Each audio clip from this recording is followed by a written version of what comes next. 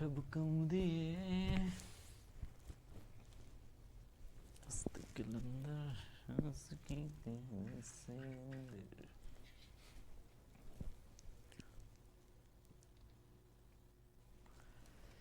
चलिए भाई जुड़ जाइए। हेलो गुड इवनिंग अनु। अनु गुड इवनिंग सर। ओके बेटा गुड इवनिंग जुड़ जाओ भाई, फटाक से जुड़ जाइए। फिर उसके बाद चर्चा करते हैं अपने सॉल्यूशन के ऊपर, ठीक है। जैसा कि नोटिफिकेशन आपको मिला होगा सॉल्यूशन चैप्टर का, तो उसी से हम शुरुआत करेंगे। तब तक आप लोग जुड़ जाइए। जुड़ गया बच्चा? कमेंट कर सकते हो बच्चा, कमेंट करते रहो यार, कमेंट तो कर दे रहा है।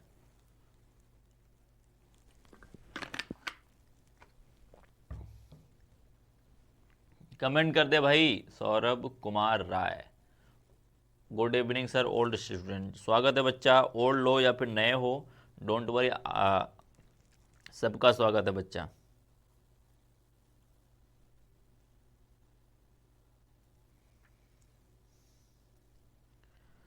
जुड़ गया भाई? कमेंट कर दे भाई, जुड़ गया है तो कमेंट करके बता दे बच्चा कि हाँ सर हम जुड़ गए हैं। चल भाई जुड़ गया होगा, आई होप। चल भाई शुरू करते हैं।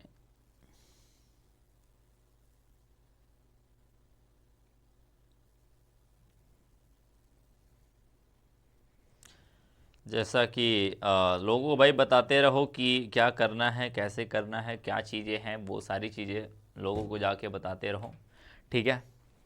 तो चर्चा करते हैं थोड़ा से पहले अपने क्वेश्चन के ऊपर। मतलब अपने सबसे पहले मैंने सोल्यूशन इसलिए चूज़ किया हुआ है कि कुछ लोगों का सोल्यूशन क्या है बच्चा, कि सोल्यूशन पेपर भी चलने वाला है सर।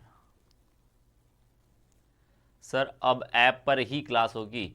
बच्चा ऐप पे भी क्लास होगी, एप्लीकेशन पे भी क्लासेस होंगी आपकी। जितने पढ़ाए जाएंगे, जो चैप्टर पढ़ाए जाएंगे वो एप्लीकेशन पे कराए जाएंगे। आपको क्वेश्चन भी सेट कराए जाएंगे, कुछ क्वेश्चन सेट आपका यूट्यूब पे भी हो जाएगा, लेकिन मैक्सिमम आपका ऐप पे ही चलेगा। ज़्यादा से ज़्यादा आपका ऐप पे चलेगा। सोल्यूशन भी कराए जाएंगे, रोज के रोज आपका क्वेश्चन होगा।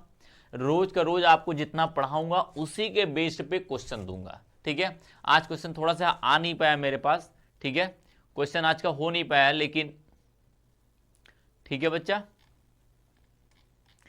तो जितने भी मैं पढ़ाऊंगा यहाँ पे उसका तुरंत देखो, एक मैंने अच्छी बात ये सोची है आपके लिए, आपके साथ, कि जितना जैसे मैं पढ़ाऊंगा, ठीक है, जितना मैं पढ़ाऊंगा उतना ही आपको क्वेश्चन कराऊंगा, उसी के टॉपिक के आधार पर मैं क्वेश्चन दूंगा, ठीक है। जितना मैं बना के लाऊंगा आपको पढ़ाने, क्योंकि टाइम कम है तो मैं आपको डायरेक्टली ऐसे पढ़ा रहा हूँ। क्यों?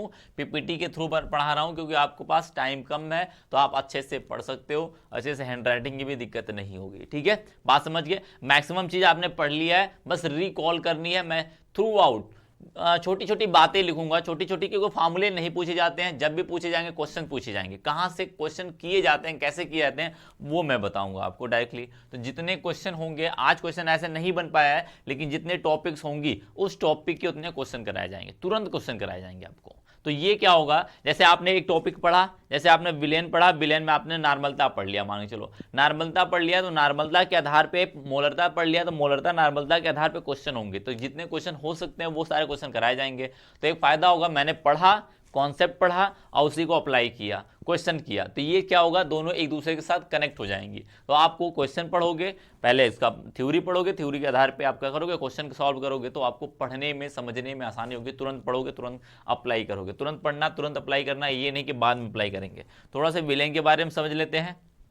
हाँ, नोट्स बना लेगा बच्चा तो ठीक है, क्योंकि मैं कुछ चीज़ें अपना अप्लाई करता रहूँगा, देता रहूँगा। वैसे मैं पूरा पीपीटी थ्रू दूंगा आपको, पीपीटी के थ्रू एक अच्छे से पीडीएफ बना के दूंगा आपको, जो जिससे क्या होगा, एक चैप्टर का, मैं पूरा चैप्टर जब कंप्लीट हो जाएगा तो उसका अलग से पीडीएफ आपको व्हाइट कलर में मिलेगी, जैसे कि एक बिल्कुल नोट्स होता है, पीडीएफ आती है, उस तरीके से। हाँ बिल्कुल, डेली क्लासेस होंगी बच्चा, डेली क्लासेस होंगी, ठीक है। तो वो सारी चीज़ें आपको मिल जाएंगे वहाँ पर, ठीक है बच्चा। किसी को कोई दिक्कत, किसी को कोई दिक्कत?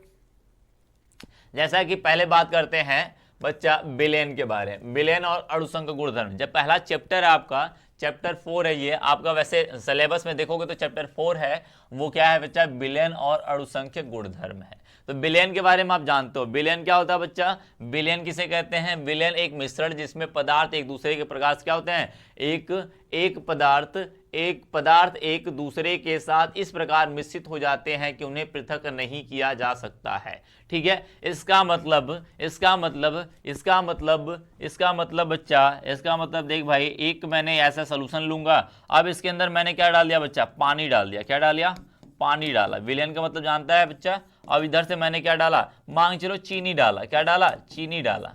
तो इन दोनों का मिश्रण हो जाएगा, यहाँ पे घोल बन जाएगा। चीनी पानी का मिश्रण को क्या कहते हैं हम लोग, चीनी पानी के मिश्रण को क्या कहते हैं, शरबत कहते हैं। क्या कहते हैं, शरबत कहते हैं, शरबत, यही कहते हो बच्चा। तो ये जो शरबत है, यानी चीनी और पानी को मिलाने के बाद जो शरबत बना है, वो शरबत क्या बच्चा, वो शरबत क्या है, वो शरबत, ठीक, वो शरबत क्या बच्चा, वो शरबत आपका क्या है, ये शरबत आपका विलयन कहलाएगा। अब विलयन क्यों कहलाएगा, उसके लिए कैटेगरियां होनी चाहिए, कुछ कैटेगरियां होनी चाहिए विलयन कहलाने के लिए। विलयन कहलाने के लिए क्या कहलाएगा, ये शरबत क्या कहलाएगा बच्चा, विलयन। ये चीनी विलयन नहीं कहलाएगा, ये पानी विलयन नहीं कहलाएगा, लेकिन ये शरबत विलयन कहलाएगा। ठीक है बच्चा। हेलो अजय, अजय बिल्कुल हेलो बच्चा, ठीक है भाई, ठीक है। तो ये विलयन कहलाएगा, कौन, शरबत कहलाएगा। अब शरबत विलयन क्यों कहा, विलयन के कुछ प्रॉपर्टी होती है। ये पहली तो पृथक नहीं कर सकते इसको, पृथक का मतलब अलग नहीं कर सकते इसे, क्या कर सकते हैं बच्चा, अलग, अलग नहीं कर सकते। ठीक है। और दूसरी बात, ये ऐसा क्यों होंगे, ऐसा क्यों अलग नहीं कर सकते, क्योंकि ये क्या बनते हैं बच्चा, संतृप्त विलयन बनाते हैं। क्या कहलाते हैं, संतृप्त विलयन कहलाते हैं। ठीक है। यदि मैं विलयन के बारे में थोड़ा सा आपको चर्चा करा देता हूं, थोड़ा सा मैं विलयन के बारे में आपको डिस्कस करा देता हूं। विलयन, यदि कक्षा 9 में पढ़ा होगा तो थोड़ा सा मैं इसके बारे में थोड़ा सा चर्चा कर देता हूं। देखिए विलयन के बारे में मैं बता दूं क्या चीज है बच्चा, विलयन के बारे में बता दूं। विलयन देखो दो तरीके से होते हैं, सिर्फ और सिर्फ दो तरीके से विलयन होते हैं, ध्यान रखना। एक होता है बच्चा संतृप्त, संतृप्त विलयन, या फिर कह लो विलयन का मतलब, विलयन नहीं करते हैं। पहले थोड़ा सा मैं थ्रू आउट दिखा देता हूं, कुछ चीजें मैं जो पढ़ना है वो समझा देता हूं। पहले मिश्रण, मिश्रण बच्चा दो तरीके से होते हैं, दो तरीके का मिश्रण होता है बच्चा, दो तरीके का, केवल और केवल दो ही तरीके का मिश्रण बन सकता है आपके साथ। एक तो बनता है संतृप्त, क्या बनता है बच्चा, संतृप्त बनता है। ठीक है, बस मैं समझा रहा हूं आपको, बता रहा हूं। दूसरा क्या बनता है, असंतृप्त विलयन मिश्रण बनता है, असंतृप्त। दो तरीके का मिश्रण पढ़ा होगा आपने, दो तरीके का मिश्रण पढ़ा होगा, एक संतृप्त मिश्रण, एक असंतृप्त मिश्रण। ठीक है। तो आप संतृप्त का एक ही तरीका होता है, विलयन होता है। क्या होता है बच्चा, संतृप्त में एक ही चीज होता है, विलयन होता है। क्या होता है, विलयन होता है। बात समझा। असंतृप्त में दो तरीके से होते हैं, असंतृप्त में बच्चा दो तरीके से होता है। एक होता है कोलाइड, एक होता है निलंबन। एक होता है कोलाइड, पहला होता है कोलाइड, और दूसरा होता है निलंबन। क्या होता है बच्चा, निलंबन। ये बात तो सभी ने पढ़ी होगी, ये बात सभी ने पढ़ा था। बिल्कुल स्वागत है बच्चा, स्वागत है, मेरा स्वागत नहीं करेंगे, नो स्टूडेंट बच्चा, सबका स्वागत है, दिल से सबका स्वागत है। ठीक है भाई, बात समझा भाई। तो क्या हो जाता है, पहला तो कोलाइड हो जाता है, दूसरा निलंबन, किसमें, असंतृप्त विलयन में। ये विलयन, संतृप्त विलयन का मतलब ये, संतृप्त का मतलब विलयन होगा। अब विलयन के कुछ देखो गुण में लिख देता हूं, कुछ गुण लिख देता हूं, इनके कुछ गुण लिख देता हूं बच्चा। देखो यदि विलयन होगा तो कुछ प्रॉपर्टीज होंगी इनकी। क्या प्रॉपर्टीज होंगी, पहली बात तो ये संतृप्त विलयन होंगे, संतृप्त होंगे तो अस्थायी होंगे। क्या होंगे, अस्थायी होंगे, अस्थायी रहेंगे। बात समझा बच्चा। और इनको पृथक नहीं किया जा सकता, पृथक नहीं किया जा सकता, यानी अलग कणों को पृथक नहीं कर सकते हैं, पृथक नहीं कर सकते हैं, नहीं कर सकते हैं,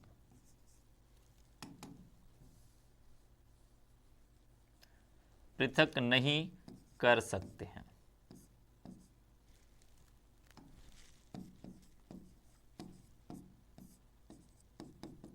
ठीक है, बात समझा भाई, बात समझा। अरे हाँ या ना बोल दे भाई, हाँ या ना बोलते रहे यार, हाँ या ना बोलता रहे भाई। कमेंट वमेंट थोड़ा बहुत करता रहो, तुम लोग कमेंट करोगे तभी मुझे पता चलेगा कि आप लोग थोड़े से मतलब दिमागी रूप से जिंदा हो। मैं कहूँगा दिमागी रूप से जिंदा हो। जिंदा रहने के लिए सब जिंदा है, लेकिन दिमागी रूप से जिंदा रहने का मतलब बताते रहो मुझे कि हाँ सर ये बात सही है, हाँ सर ये बात सही, ये बात गलत है, नहीं सर ये समझ में नहीं आया, हाँ सर ये समझ में आया। तो ये चैटिंग का मतलब ये चीज़ होनी चाहिए। ऐसा होना चाहिए कि सामने वाले को लगे, क्योंकि मैं आपका फेस नहीं देख रहा हूँ ना, मैं आपका फेस नहीं देख रहा हूँ ना, तो उससे क्या होता है ना, थोड़े से जो टीचर पढ़ाता है ना उसको समझ में आना चाहिए ना कि हाँ बच्चे को समझ में आए, क्योंकि अंदर से सेटिस्फैक्शन होना जरूरी है। जब तक आपको सेटिस्फैक्शन नहीं होगा, जब तक मुझे सेटिस्फैक्शन नहीं होगा, तब तक मैं उतने अपनी जो अंदर की चीजें है ना आपको उतने अच्छे से नहीं दे पाऊंगा, क्योंकि जब तक मुझे लगेगा नहीं कि बच्चा को समझ में आया कि नहीं समझ में आया। जैसे आप कर देंगे अजय, अजय मेरा नाम नहीं लिए, अजय, अजय नाम क्या आइडिया भाई बच्चा आपका। अब आपका पीछे का जो नाम है आप बोल दीजिए, ठीक है। क्या बता, कणों की पृथक नहीं कर सकते, कणों को पृथक नहीं कर सकते हैं, बात समझ गया। तो विलयन का ये गुण होते हैं, अस्थाई होते हैं। पहली बात ये अस्थाई होते हैं। कोलाइड के गुणों की बात करें, कोलाइड अलग से पढ़ना है आपको, कोलाइड बच्चा पढ़ना है, विलयन पढ़ना। अभी आपको विलयन के ऊपर कंसंट्रेट करना है, जो चैप्टर पढ़ रहे हो वो विलयन पढ़ रहे हो, अभी कोलाइड और निलंबन नहीं पढ़ना है। यही चीज है। इनमें क्या होते हैं बच्चा, ये अस्थाई होते हैं, यानी कि कुछ अस्थाई भी होते हैं, कुछ अस्थाई भी होते हैं। ये मिड का होते हैं। ये क्या होते हैं बच्चा, अस्थाई होते हैं, बिल्कुल अस्थाई। ये बिल्कुल अस्थाई, यदि अस्थाई तो पृथक कर सकते हो। ये क्या होते हैं बच्चा, अस्थाई भी होते हैं, अस्थाई भी होते हैं, अस्थाई भी होते हैं, मतलब दोनों तरीके से होते हैं। अस्थाई भी होते हैं, अस्थाई के साथ साथ क्या होता है, अस्थाई भी होते हैं, यानी कि अल्पस्थाई होते हैं, ऐसे लिख सकते हो, अल्पस्थाई, अल्पस्थाई। कुछ कण बच्चा, कुछ कण अस्थाई भी होते हैं, कुछ कण अस्थाई नहीं होते हैं। बात समझ गए, ठीक है बच्चा, ठीक है, ठीक है भाई, बात समझाना, बात समझाना। तो हमें अभी फिलहाल के लिए, भाई हमें फिलहाल के लिए क्या करना है बच्चा, हमें ये चीज पढ़नी है, हमें ये चीज पढ़नी है। अभी इनके बारे में हमें कंसंट्रेट करना है, विलयन के। तो समझ गया कि विलयन कहां से आता है, विलयन समझ गया कहां से, मिश्रण से आता है। वो भी कैसा मिश्रण है, संतृप्त विलयन है, संतृप्त मिश्रण है या विलयन कह लो उसको। बात समझा भाई। तो अपने चैप्टर के ऊपर आ जाते हैं, तो वही बात बोल रहा है। तो ये जो मिलाया गया ना, इन्हें पृथक नहीं। चीनी पानी का जो शरबत होता है, शरबत को क्या अलग कर पाते हो, शरबत को क्या आप अलग कर पाते हो बच्चा, ये बात बताइए मुझे, शरबत को अलग कर पाते हो क्या।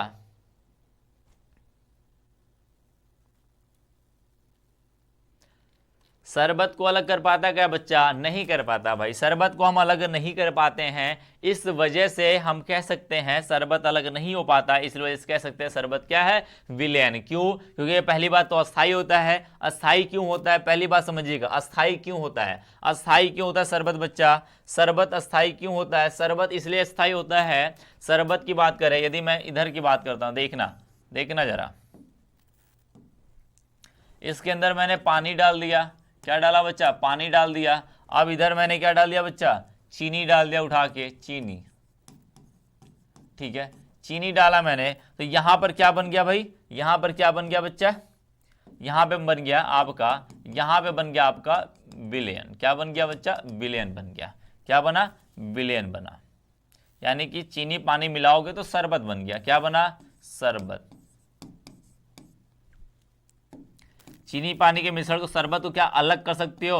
अब एक बात बताओ, जहां यहां का पानी पियोगे तो भी मीठा दिखेगा, यहां का पानी पियोगे तो भी मीठा, यहां का पानी अच्छे से घुला दोगे तो यहां का पानी भी मीठा, यहां का पानी भी मीठा, यहां का पानी भी मीठा, यहां का हर जगह का मीठा।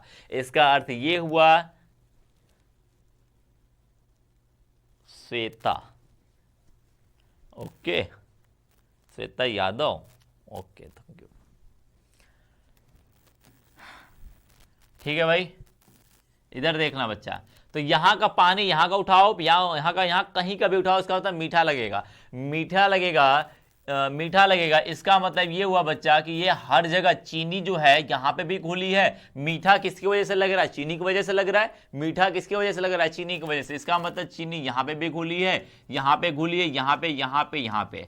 यदि जिस विलय को मिलाते हो, इस पदार्थ को, इसकी मात्रा क्या ज्यादा है, जिसकी मात्रा बच्चा ज्यादा होती है उसे क्या कहते हैं, विलय कहते हैं, विलायक कहते हैं। क्या कहते हैं, विलायक कहते हैं, ठीक है। और जिसकी मात्रा कम होती है, जिसकी मात्रा कम होती है, कम मात्रा वाले को क्या कहते हैं बच्चा? विलेय कहते हैं। क्या कहते हैं? विलेय कहते हैं। बस यही बात है, विलेय कहते हैं। तो जैसे ही इसके अंदर घोलते हैं तो ये क्या हो जाता है? हर जगह मीठा लगता है। इसका मतलब बराबर मीठा लगता है। इसका मतलब क्या है? इसका जो चीनी का भाग है, चीनी हर जगह जाके घुली हुई है, हर जगह घुली है, हर जगह चीनी घुली है। इसका मतलब ये अस्थाई है। क्या है? अस्थाई है। ठीक है, अस्थाई कहने, कभी किसी मिश्रण को अस्थाई बोलोगे, कभी भी एक बात ध्यान रखना, किसी भी मिश्रण को यदि अस्थाई कहने का अर्थ यह होता है कि कोई भी पदार्थ, जो चीज घोला गया, यदि जैसे चीनी घोला गया तो चीनी हर जगह समान रूप से वितरण होगा। अस्थाई कहने का मतलब कि विलेय का समान रूप से वितरण, विलेय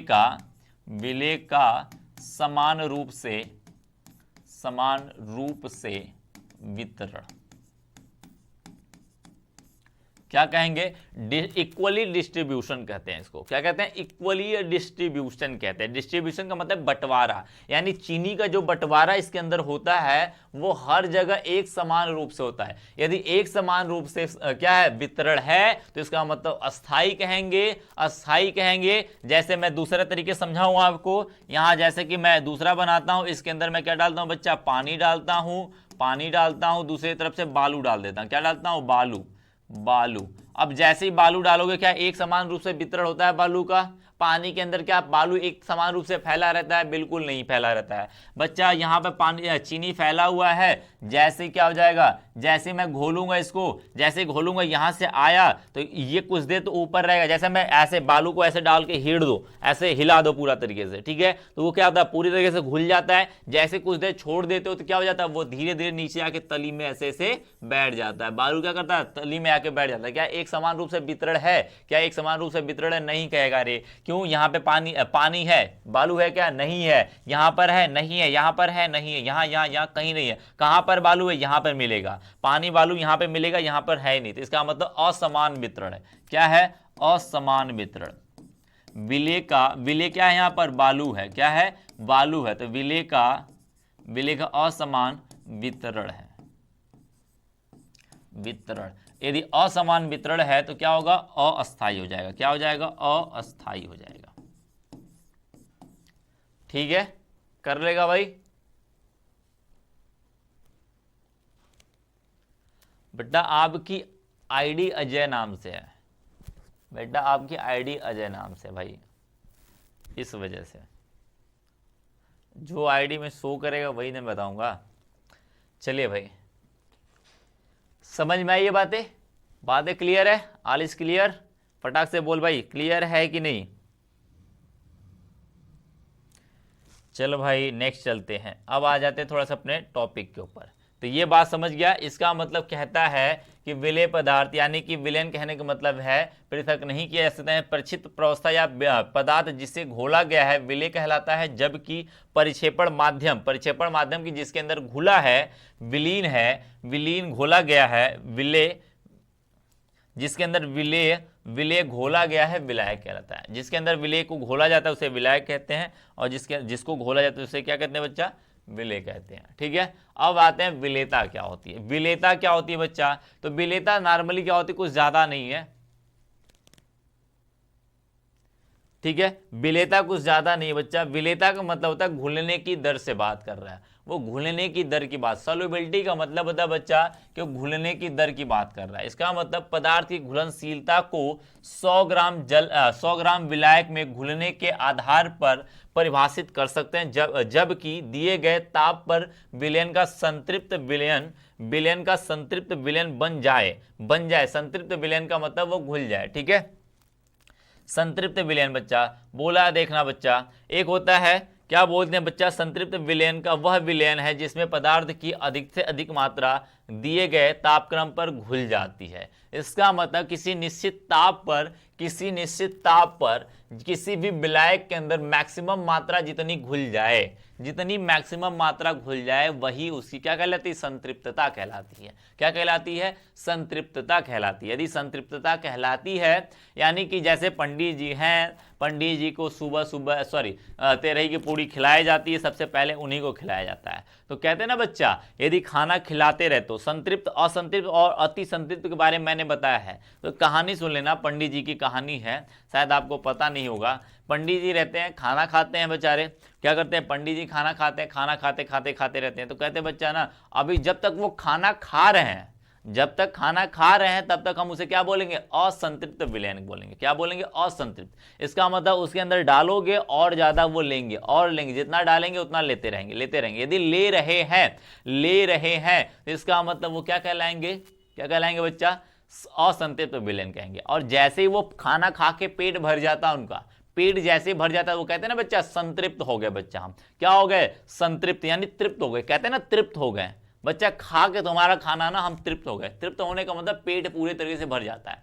सुना है कि नहीं, ये बात सुना है सभी ने, तृप्त हो गए बच्चा, तुम्हारा खाना खाए, तुम्हारे हाथ का खाना खाए, तुम्हारे घर का खाना खाए, तृप्त हो गया बच्चा, हमारा मन तृप्त हो गया। मन तृप्त होने का मतलब समझते हो, कहते हैं कि यानी मन भर गया खाना खा के तुम्हारा, इसका मतलब पूरी तरीके से फुल हो चुका है। हाँ बताइए बच्चा, सुनिए, हेलो सुनिए, सुनाइए बच्चा, क्या भाई सुनाइए, क्या सुनाना है आपको, ठीक है,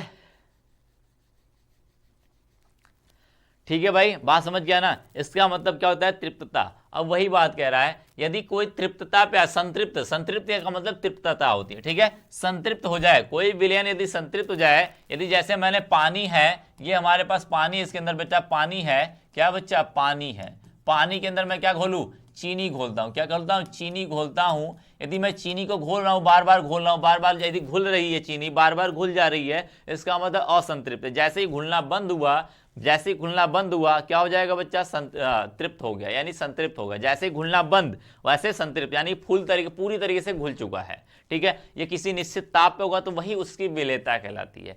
जिस किसी भी विलयन की संतृप्तता उस विलयन की क्या कहलाती है, विलेयता कहलाती है। बात समझ गया, विलेयता कहलाती है, वही बात कहता है, विलेयता कहलाती है। यानी कि किसी दिए गए ताप पर अधिकतम मात्रा, घुली हुई अधिकतम मात्रा, पदार्थ की अधिक से अधिक मात्रा दिए गए तापक्रम पर घुल जाती है, घुल जाते हैं, उसको क्या कहते हैं, जितनी अधिक से अधिक मात्रा घुल जाएगी।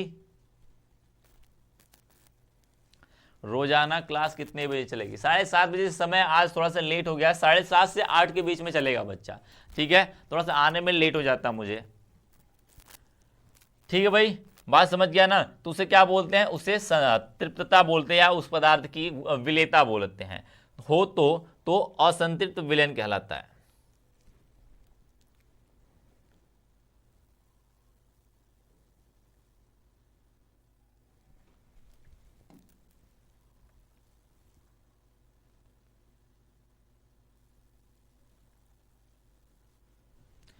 इसे बच्चा इसे संतृप्तता कह देना, संतृप्त विलयन कहलाता है। क्या कहलाता है, संतृप्त कहलाता है।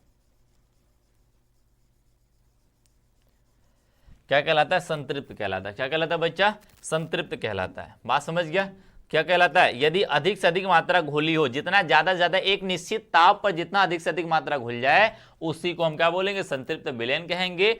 और यदि संतृप्तता से अधिक हो जाए, संतृप्तता का मतलब कि मान के चलो मेरी पूरी खाने की क्षमता 5 है, मान के चलो मेरे पास पंडित जी हैं, पंडित जी की पूरी खाने की क्षमता 5 है, वो 5 है, 10 है, 20 से मान के चलो 20 पूरी खाने की क्षमता है उनकी, 20 पूरी खा लिए उन्होंने, ठीक है, 20 पूरी मान के चलो खा गए, 20 पूरी खा के चले आए, तो इसका मतलब ऐसा नहीं कि पंडित जी को और खाना दोगे तो वो लेंगे नहीं, लेंगे जरूर। क्या करेंगे, खाएंगे, क्या खाएंगे, क्या खाएंगे नहीं, बिल्कुल, वो बिल्कुल खाएंगे नहीं, वो क्या करेंगे, वो क्या करेंगे, पोटली बनाएंगे, रख लेंगे। इसका मतलब ये है कि संतृप्तता का मतलब होता है अधिक से अधिक मात्रा घुल गई, इसके बाद घुलना नहीं, घुलेगा नहीं, तो क्या उसके अंदर चीनी डालोगे तो घुलेगा नहीं बच्चा। जैसे मान के चलो मैंने 100 ग्राम जल ले लिया, कितना, 100 ml या 100 ग्राम जल ले लिया, क्या ले लिया बच्चा, 100 ग्राम जल ले लिया। अब जल के अंदर मैं नमक घोल रहा हूं, कितना, क्या नमक घोल रहा हूं, नमक की देखो अधिक से अधिक मात्रा है वो 36 ग्राम घोल सकती, कितना, 36 ग्राम ही घोल सकता है, अधिक से अधिक 36। 100 ग्राम जल में हमेशा 36 ग्राम नमक ही घोल सकता है और ज्यादा नहीं घोल सकता। बात समझ में आई। इसका मतलब इसकी संतृप्तता कितनी है, इस विलयन की, इस विलयन की संतृप्तता कितनी, 36 ग्राम है, कितनी है, 36 ग्राम। 37वां ग्राम घोलोगे नहीं घोलेगा। तो क्या ऐसा क्या है, पानी में नमक डालो, क्या लेगा नहीं, क्या लेगा, लेकिन क्या करेगा, नीचे ले आके बैठा देगा, नीचे ले आके बैठा देगा, कहेगा नहीं भैया मेरी जितनी क्षमता था उतना मैंने घोला, उसके बाद मैं नहीं घोलूंगा। इसका मतलब नीचे जाके बैठ बैठ जाएगा उसे बोलेंगे असंतृप्त। क्या बोलेंगे? असंतृप्त का मतलब नीचे जाके वो बैठ जाता है, संतृप्तता से थोड़ी सी अधिक मात्रा हो जाती है, इसे क्या बोलते हैं? असंतृप्त विलयन कहते हैं। बात समझा भाई? बात समझा? तो बोलते हैं एक विलयन ताप पर, एक विशेष ताप पर किसी द्रव के दिए गए आयतन में किसी गैस को विलेयता उस द्रव पर गैस द्वारा लगाए गए दाब के समानुपाती होता है। यदि मैं गैस की बात करूं, किसकी बात करता हूं बच्चा? यदि ये तो द्रव की द्रव में बात होती है, किसकी? द्रव का द्रव में, या फिर ठोस का द्रव के अंदर ठोस की बात करते हैं, जो कि आपको पढ़ना नहीं है, आपको गैस का पढ़ना है। यदि मान के चलो मेरे पास कोई गैस द्रव है, सॉरी कोई ये द्रव है, इसके अंदर मुझे कोई गैस घोलनी है। क्या घोलनी है? गैस घोलनी है। तो वही तो बात कहता है, गैस घोलनी है, द्रव घोलना, बात तो ये विलेयता तो सबके लिए होगा। तो कह रहा है एक विशेष ताप पर, एक निश्चित ताप पर किसी द्रव का दिया गया आयतन, ये मान चलो इस गैस द्रव का आयतन जो है V है। कितना है? V है। तो कह रहा है किसी द्रव के दिए गए आयतन में गैस की विलेयता का मतलब वो अधिकतम मात्रा कितनी घोल सकता है, अधिकतम मात्रा कितनी विलेय के अंदर घोल सकता है। तो वही कह रहा है दिए गए गैस के आयतन में, क्या बोलता है, सॉरी दिए गए द्रव के आयतन में गैस की विलेयता उस द्रव पर गैस द्वारा लगाए गए दाब के समानुपाती होगा। यानी ये गैस आएगा बच्चा, तो इस द्रव के सतह पे क्या करेगा? दाब लगाएगा। तो वो क्या करेगा? दाब लगाएगा। तो उसकी जो विलेयता मान के चलते हैं, विलेयता हेनरी का नियम कहते हैं, इस नियम को हेनरी का नियम कहते हैं। यदि मान के चलते हैं विलेयता उसकी m है और उसका दाब p है, तो विलेयता क्या हो जाएगी बच्चा? m उसकी विलेयता हो गई। विलेयता समानुपाती क्या हो जाएगा? उस पर लगाए द्रव के ऊपर लगाए गए दाब के समानुपाती हो जाएगा। यही तो हेनरी का नियम कहता है। हेनरी का नियम यही तो कहता है, यानी कि विलेयता की मात्रा कह सकते हो, यहां पर विलेयता की मात्रा कह सकते हो बच्चा। ठीक है, विलेयता की मात्रा कह सकते हो। बात समझ में आई भाई? हाँ या ना बोल दे भाई, बात समझ में आ गई?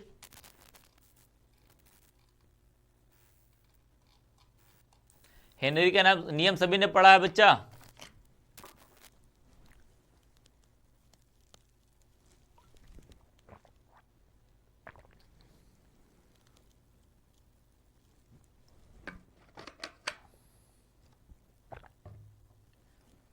बात समझ गया? इसी को हेनरी का नियम कहते हैं। तो यानी कि m समानुपाती p, m क्या है बच्चा? विलेयता की मात्रा है। m क्या है? विलेयता की मात्रा। और p क्या है? गैस द्वारा द्रव के ऊपर लगाया गया दाब है, गैस के द्वारा लगाया गया दाब है। और k क्या बच्चा? समानुपाती चिन्ह हटाएगा तो क्या आएगा? एक कांस्टेंट आता है, k आता है, जिसे हम क्या कहते हैं? हेनरी का नियतांक कहते हैं। क्या कहते हैं? हेनरी का नियतांक कहते हैं।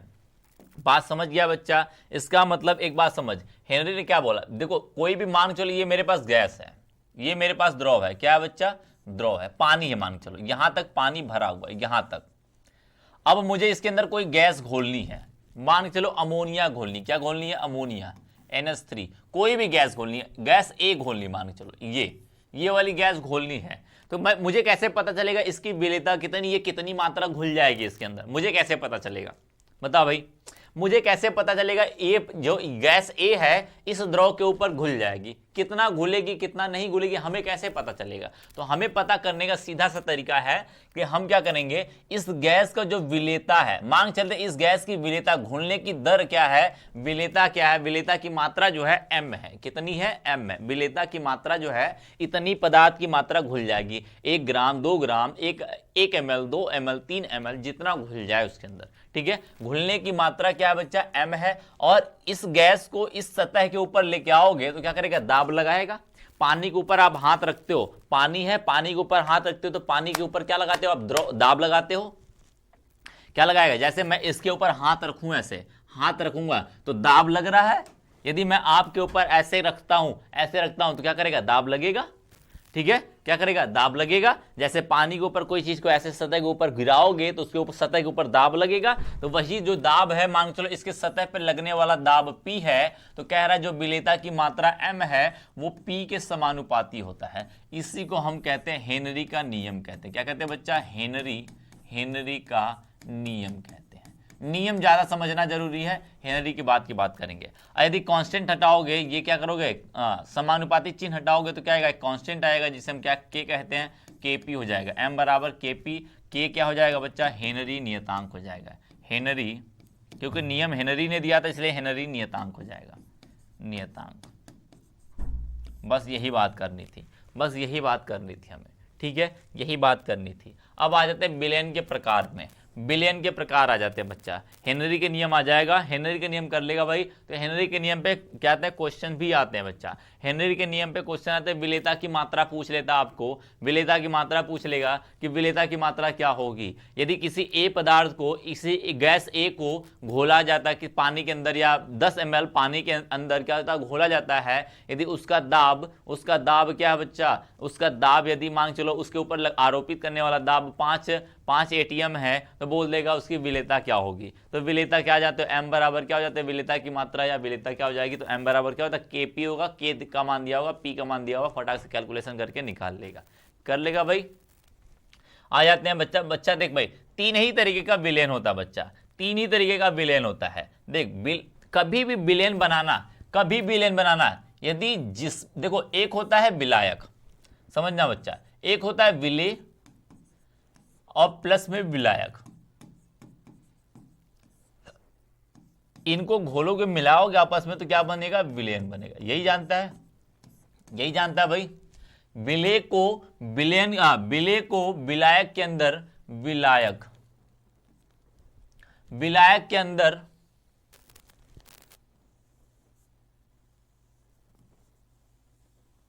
यदि विलेय को विलायक के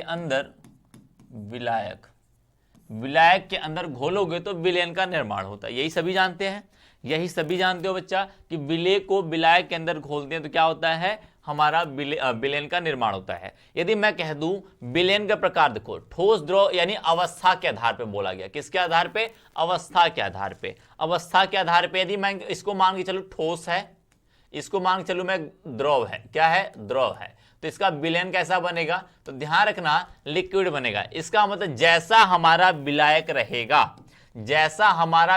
रहेगा विलयन भी उसी अवस्था का बनेगा। हमेशा इस बात को नोटिस कर लेना, कहीं पे लिख लेना, इस बात को कहीं पे नोट करके लिख लेना बच्चा। क्या लिखेगा कि जैसा हमारा विलायक रहेगा वैसा ही हमारा क्या बनेगा, वैसा ही विलयन होगा, उसी अवस्था का विलयन होगा। तो नोट करके लिख लेना, नोट पॉइंट करके लिख लेना बच्चा,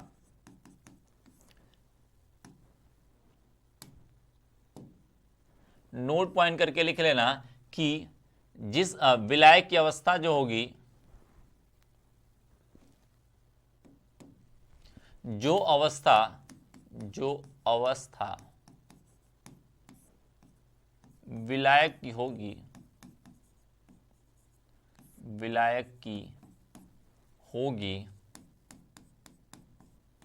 वही अवस्था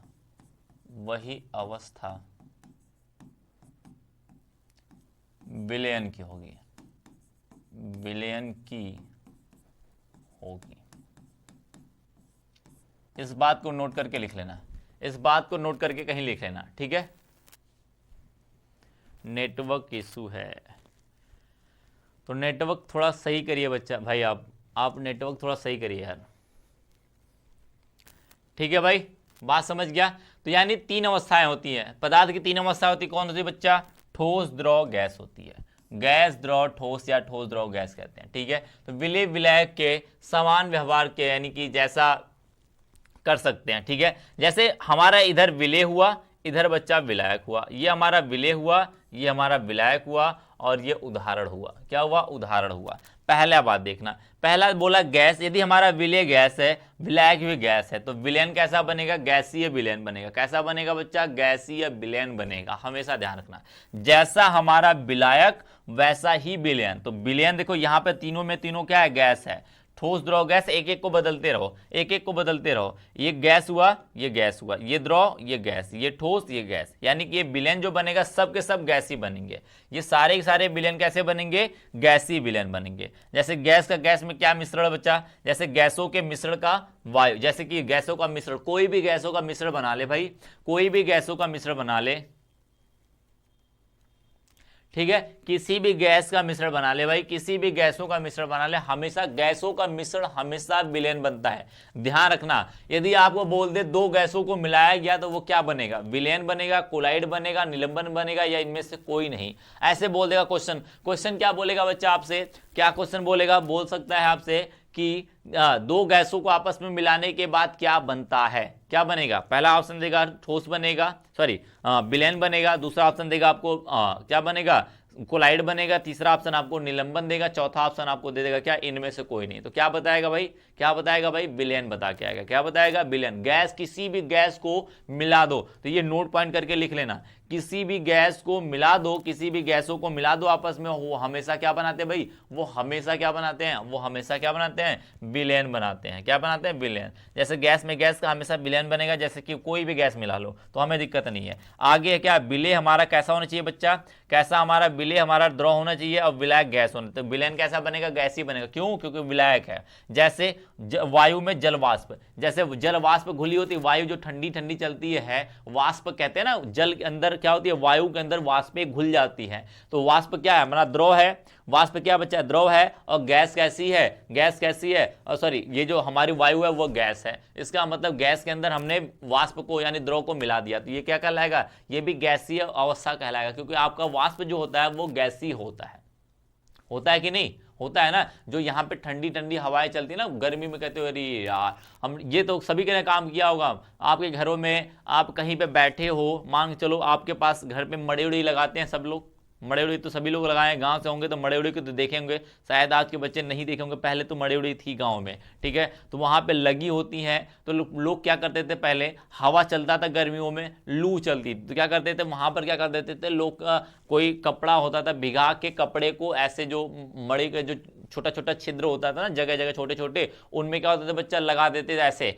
कपड़े को भिगा के ऐसे लगा देते जिसमें पानी सूखा होता था। वो कपड़ा क्या करते, जब हवा चलती थी तो कपड़ा में क्या होता, वाष्प जो होती थी, जल की वाष्प होती है, वो जाके कपड़े में क्या हो जाती थी, हवा में समा जाती थी। तो हवा क्या हो जाती थी, ठंडी हो जाती थी। हवा क्या हो जाती, ठंडी हो जाती। जो हवा उधर से छन के आती थी, जलवाष्प घुल के आती थी, यानी कि वो क्या होती थी, वो भी तब भी जब जलवाष्प आती थी वो भी गैस ही होती थी। इसका मतलब ये हुआ कि गैस ही विलयन बनेगा, जलवाष्प। अगला, ठोस का गैस में, ठोस का गैस, यदि कपूर या नैफ्थलीन जैसे पदार्थों को वाष्पन से ठोस का गैस में विलयन प्राप्त होता है। यानी कि कपूर को क्या करते हो, जलाते हो, कपूर जलाते हो तो डायरेक्टली क्या बन जाता है, गैस बन जाता है।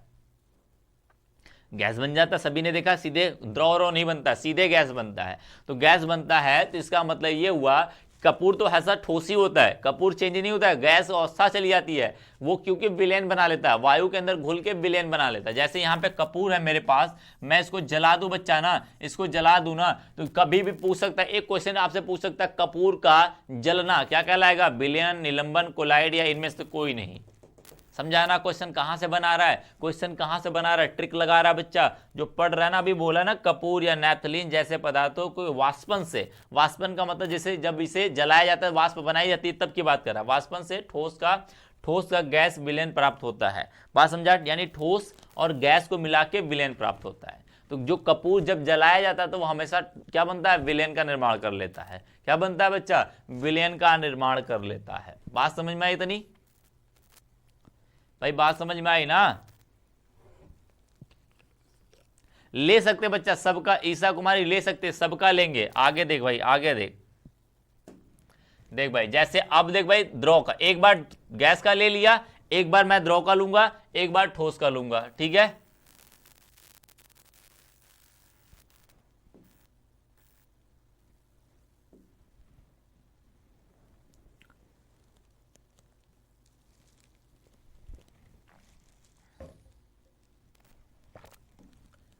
ठीक है भाई, ठीक है। एक बार मैंने गैस का लिया, अब एक बार मैं द्रव का लूंगा, एक बार विलायक को गैस रख लेते, 3 बार गैस रखेंगे, 3 बार ठोस रखेंगे और 3 बार द्रव रखेंगे, 9 बार हो गया, 9 बार हो जाएगा।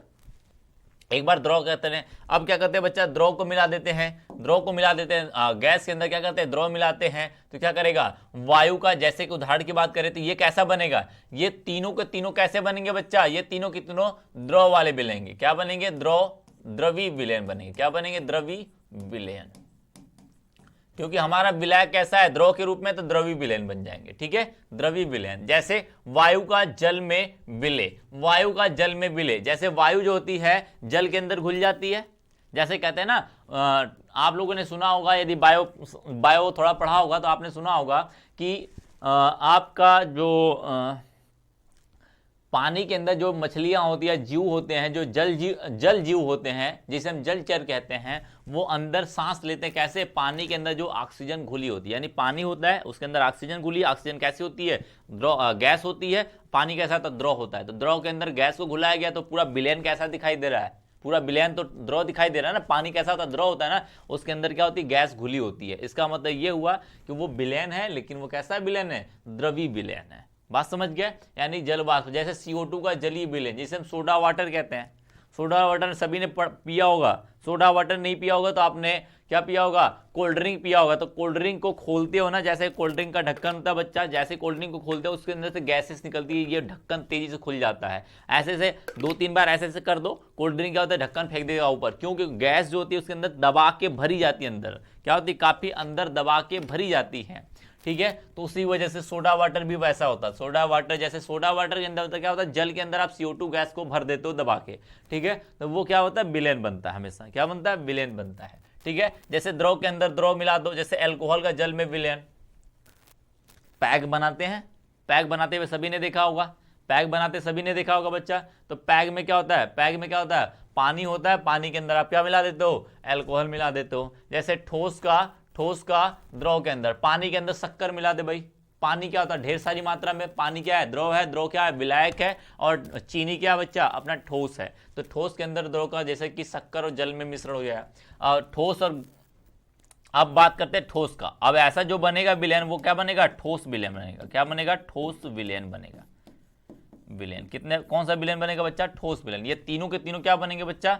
ये तीनों के तीनों क्या बनेंगे? ठोस विलयन बनेंगे। जैसे एक बार ठोस को गैस मिला दो, ठोस को द्रव मिला दो, ठोस को ठोस में मिला दो। ठोस का गैस का मतलब क्या होता है? धातुओं का गैसों पर अधिशोषण। अधिशोषण पढ़ा था आपने। पैलेडियम के ऊपर आपने हाइड्रोजन गैस का अधिशोषण कराया था। अरे हाँ या ना बोल भाई, कराया था ना। पैलेडियम के ऊपर आपने अधिशोषण कराया था कक्षा 12 में। आपने 12 में ये बात पढ़ी थी, पैलेडियम के ऊपर हाइड्रोजन का अधिशोषण। ऐसे तरीके से मैंने ऐसे करके बनाया हुआ था। इसके ऊपर हाइड्रोजन, यहाँ पे हाइड्रोजन, इसके ऊपर हाइड्रोजन, इस तरीके से हाइड्रोजन, इधर हाइड्रोजन। ये मैंने हाइड्रोजन बनाया हुआ था। ठीक है, बात समझ गया भाई? तो इसका मतलब ये हुआ, बात समझ गया? वैसे ही द्रव के अंदर ठोस की बात करेगा तो हाइड्रेट, लवणों के उपस्थित क्रिस्टलन में जल। जैसे कि जो कोई क्रिस्टल होता है, जैसे क्रिस्टल होता है, ये क्या हो सकता है बच्चा? ठोस के अंदर द्रव मिला दे, ठोस के अंदर द्रव मिला दे बच्चा, ठोस के अंदर द्रव मिला दे। जैसे क्रिस्टल, जैसे कापर सल्फेट हुआ बच्चा। कापर सल्फेट क्या है अपना? कापर सल्फेट क्या है? ठोस है। कापर सल्फेट क्या है? ठोस है। इस ठोस के अंदर मैं क्रिस्टल बना दूं। क्रिस्टल बनाने का मतलब जल के अणु जोड़ दूं। जैसे जल के अणु जोड़ूंगा तो क्या होगा? CuSO4 इंटू 5H2 हो जाएगा। क्या हो जाता है? 5H2O। ये क्रिस्टलन हो जाता है। जब भी देखो किसी के अंदर जब जल को इस तरीके से लिखा जाता है, इस तरीके से लिखा जाता है, तो हमेशा उसको बोलते हैं क्या? क्रिस्टलन बोलते हैं। क्या बोलते हैं? उस प्रक्रिया को क्रिस्टलन बोलते हैं। और ये पूरा का पूरा धातु क्या कहलाता है? क्रिस्टल कहलाता है। क्या कहलाता है? क्रिस्टल। यदि किसी भी क्रिस्टलीय लवण को लेके आओगे, किसी भी क्रिस्टलीय लवण को लेके आओगे, तो वो हमेशा विलयन होगा। कौन सा विलयन होगा? द्रव के अंदर ठोस होगा। ठोस के अंदर द्रव होगा। क्या होगा? ठोस के अंदर द्रव हो जाएगा। बात समझ गया भाई? बात समझ गया भाई?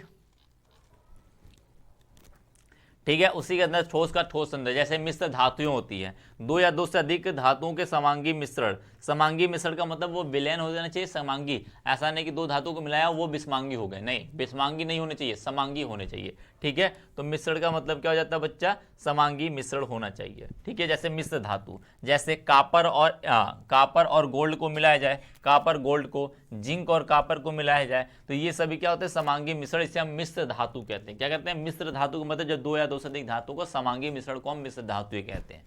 ठीक है भाई, बात समझ गया भाई? तो ये इनके बारे में बातें हो जाती हैं। ठीक है, थोड़ा बेसिक था, मैंने समझा दिया, क्योंकि कक्षा 9 में शायद आपने पढ़ा होगा कि नहीं। ऐसे इस आधार पे देखो, मैंने कहा था 3 तरीके से विलयन, ठोसों का द्रव में विलयन, द्रवों का द्रव में विलयन, और गैसों का द्रव में विलयन। इसका मतलब 3 तरीके से विलयन हो जाएगा। ठीक है, चल भाई, विलयन के सांद्रण को व्यक्त करने की विधियां। सांद्रण यानी कि उसकी सांद्रता को व्यक्त करने का तरीका। कुछ नहीं, क्या कुछ नहीं भाई? क्या कुछ नहीं बता रहे हो आप?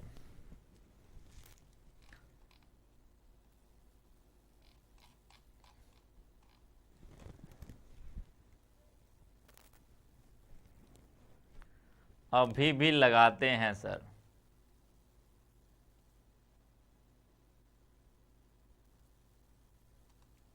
अभी भी लगाते हैं सर, क्या लगाते हैं भाई?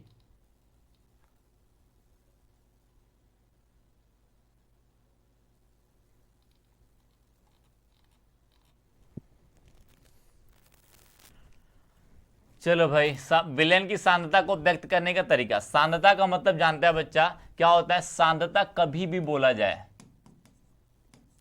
सांद्रता का समझता भाई, सांद्रता का अर्थ होता है किसी भी विलेन के अंदर, किसी भी विलेन के अंदर उपस्थित विलेय की मात्रा, यानी कि किसी आयतन में उपस्थित विलेय की मात्रा, यानी कि मोलों की संख्या। सी से हम सांद्रता को सी से दिखाते हैं तो सी बराबर n/v होता है। ये बात आपने PV = nRT पढ़ा हुआ था तो उसमें भी पढ़ा था आपने पाई = CRT पढ़ा था तो उसमें भी पढ़ा था। पाई = CRT पराशर दाब पढ़ा था तब भी पढ़ा था। C बराबर आपने n/v पढ़ा हुआ था, RT हो जाता है, और पाई v बराबर nRT वही हो जाता है। यानी पाई को हम P से भी दिखाते तो PV = nRT हो जाता है। क्या हो जाता है? nRT हो जाता है। ये बात आपने पढ़ी होती वहाँ पे ये बात पढ़ी हुई थी, वही बात करनी है। यानी यही जो हमारा क्या है, n/v ही हमारा क्या है? C है। n/v ही हमारा C है। बात समझ गए?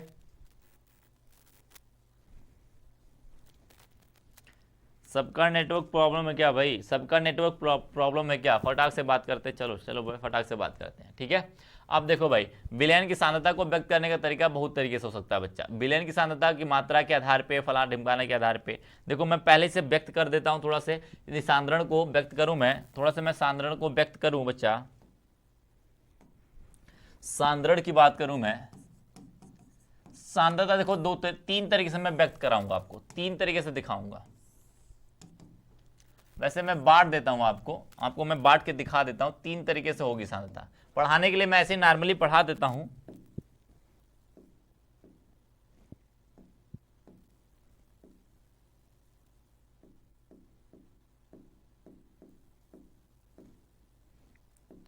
मैं पढ़ाने के लिए बच्चा मैं पढ़ा देता हूं ऐसे ही, ठीक है। लेकिन जब मैं बताऊंगा इसको ना तो मैं बांट के दिखा देता हूं। देखो सांद्रता तीन ही तरीके से होती है भाई, तीन ही तरीके से होती है। एक प्रतिशत सांद्रता में व्यक्त करते हैं, प्रतिशत सांद्रता। दूसरा होता है भार बटे आयतन सांद्रता।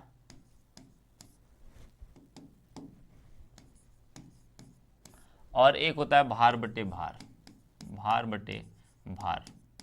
समझ गया भाई? इसी तरीके से होता है। और सांद्रता में हमेशा विलेय ऊपर होता है, विलेय सांद्रता में हमेशा बच्चा विलेय बटे विलयन होता है। क्या होता है? विलयन होता है। ध्यान रखना, विलयन होता है, विलेय बटा विलयन। किसी भी विलयन के अंदर उपस्थित विलेय की मात्रा या विलेय की क्या कह सकते हैं, जो भी होता है, विलेय की मोल ले लो या मात्रा ले लो, जो भी लेना हो। प्रतिशत सांद्रता में देखो कई तरीके से होता है, जैसे कि भार बटे आयतन प्रतिशत आपने पढ़ा होगा। आयतन यानी कि भार बटे आयतन का मतलब क्या कह सकते हैं, W/V परसेंटेज पढ़ा होगा। W आपने पढ़ा होगा परसेंटेज, आपने V/V पढ़ा होगा परसेंटेज में। आपने ये पढ़ा होगा ppm पढ़ा होगा, आपने ppb भी पढ़ा होगा, पार्ट पर मिलियन पढ़ा होगा, पार्ट पर बिलियन पढ़ा होगा। तो ये सबके बारे में पढ़ना है। भार बटे आयतन में देखो दो तीन तरीके से पढ़ना है। एक होता है मोलरता होती है, मोलरता, ठीक है। एक होती है नॉर्मलता, ठीक है। और एक होती है फार्मलता, लिख सकते हो, ठीक है। फार्मलता लिख सकते हो। अब यही मोलरता की तरह से ही फार्मलता, और कुछ ज्यादा है नहीं इसमें। भार बटे भार में देखो भाई मोललता होती है, मोललता, और इसमें मोल प्रभाज होता है। क्या होता है? मोल प्रभाज, ठीक है। मोल प्रभाज होता है। क्या होता है बच्चा? मोल प्रभाज होता है। इस तरीके से पढ़नी है आपको।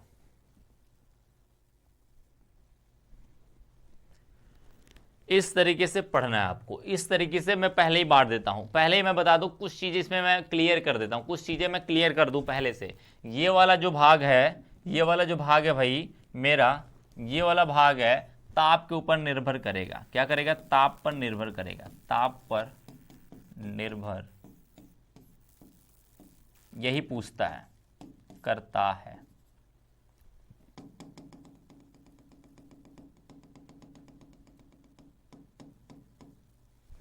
ताप पर निर्भर करता है। ये वाला जो भाग है बच्चा, ये ताप पर निर्भर करता है, ताप पर निर्भर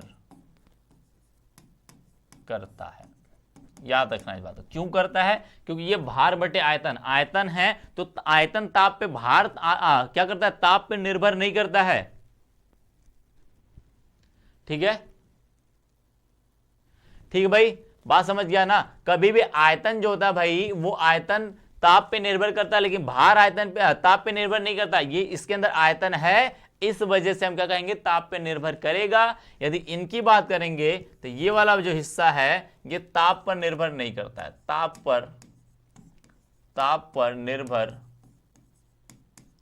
नहीं करता है, निर्भर नहीं करता है।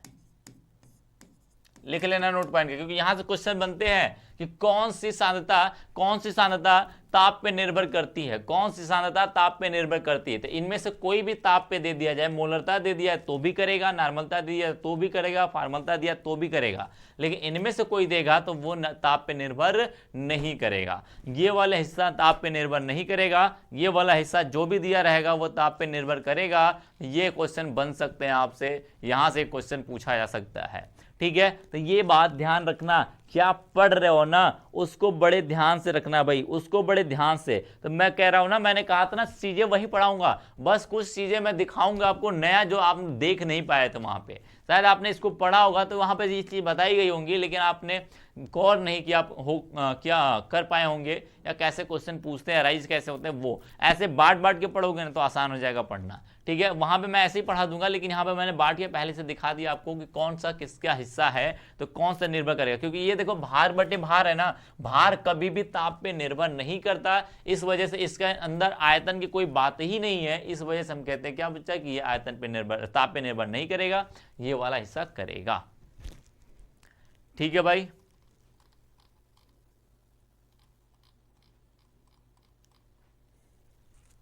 ठीक है, थोड़ा सा देख लेते हैं, जल्दी से कर लेते हैं। पहला प्रतिशत सांद्रता में 100 ग्राम विलयन के 100 भागों में विलेय का पदार्थों की मात्रा को प्रदर्शित करता है। यानी कि 100 भाग क्या करोगे, 100 भाग का मतलब है ग्राम का लोगे तो ग्राम में हो जाएगा, ml का लोगे तो 100 ml हो जाएगा। 100 हमेशा मानोगे, उसी में से विलेय का जितनी भी मात्रा निकलेगी वही उसका प्रतिशत मात्रा कहलाएगी। देखना भाई ध्यान से, ध्यान रखना। पहला आपका क्या बच्चा, भार बटे भार है। क्या बच्चा, भार बटे भार प्रतिशत है, W/W परसेंटेज है, W/W है तो विलेय का भार बटे विलयन का द्रव्यमान, द्रव्यमान का मतलब या कर सकते हो भार कह सकते हो, बात एक ही है। ठीक है, भार कह सकते हो,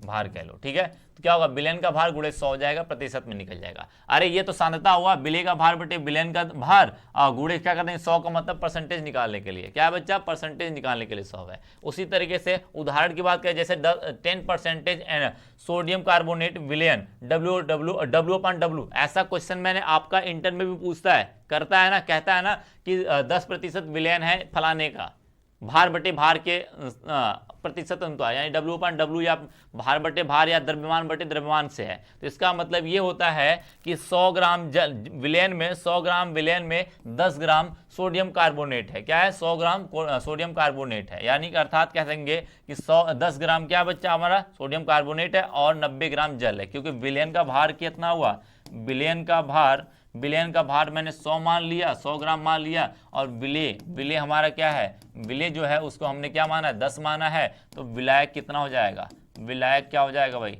विलायक, क्योंकि आप जानते हो विलयन बराबर क्या होता है, विलयन बराबर क्या है, विलेय प्लस में विलायक,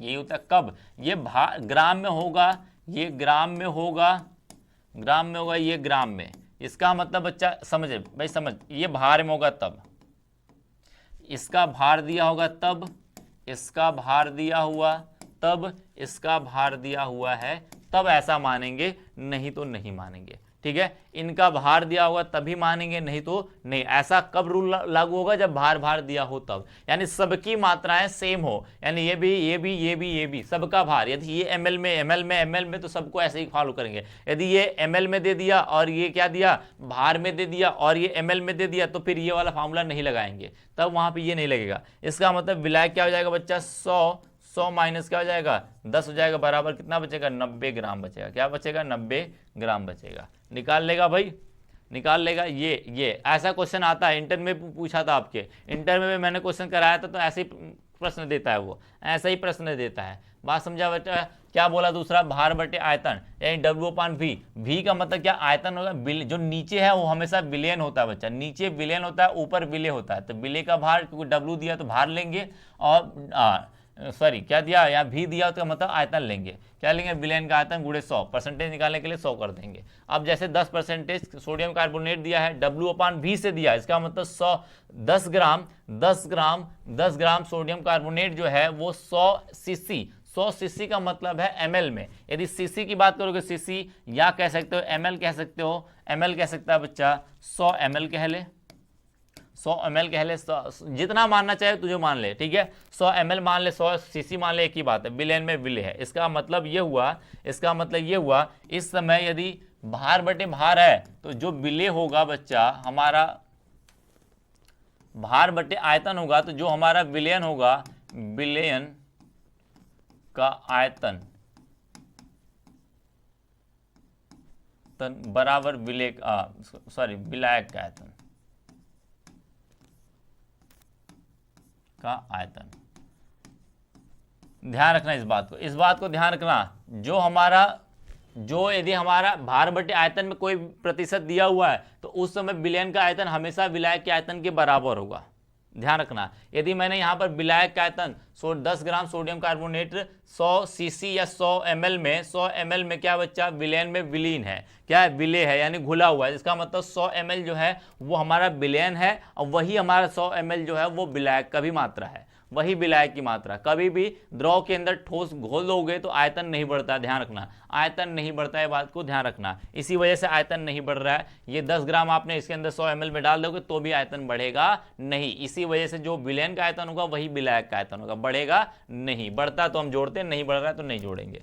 समझ गया भाई? अब आयतन बटे आयतन की बात करते हैं। यहां पर देखो आयतन V दोनों सेम है, V भी है, इसका मतलब विलय का भी आयतन और विलायक का भी आयतन, गुणे 100 कर देंगे। इस समय देखो भाई दोनों का सेम मात्रा हो गया, ml में हो गया। इसका मतलब देखो 10 ग्राम एथेनॉल, यानी W/100 सीसी कह ले या 100 ml कह ले, बात एक ही है, ठीक है। ml में क्या है बच्चा, घुला हुआ है, इसका मतलब एथेनॉल विलय है। 100 ml में क्या बच्चा, 100 ml में एथेनॉल विलय है, ठीक है। 100 ml विलयन में एथेनॉल विलय है, ठीक है। बात समझ गया बच्चा? इसका मतलब समझ, यहां पर जो आयतन होगा, विलयन का आयतन जो होगा बच्चा, विलयन का आयतन इस समय जो होगा,